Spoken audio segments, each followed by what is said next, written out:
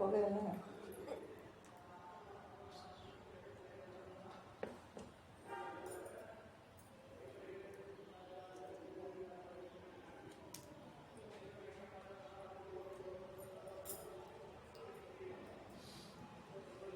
வணக்கங்க. இன்னைக்கு 4ஆம் நாள்.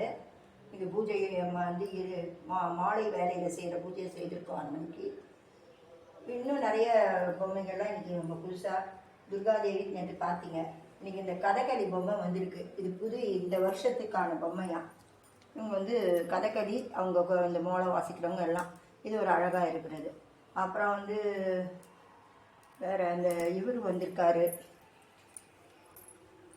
லக்ஷ்மி நரசிம்மர் வந்திருக்காங்க, ஐகிரிவர் லக்ஷ்மி வந்திருக்காங்க. அப்புறம் வந்து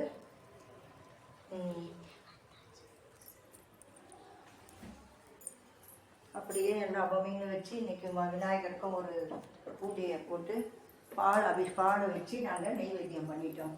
செடிங்க இன்னும் நல்லா பெருசாக வளர்ந்துருக்குது.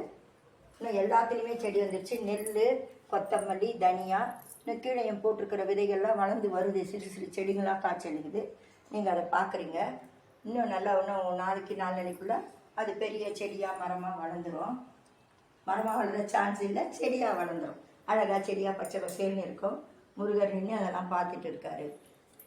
இதே மாதிரி வீடியோவை நான் திருப்பி நாளைக்கு 5ஆம் நாள் இதுக்கு போடுறேன்.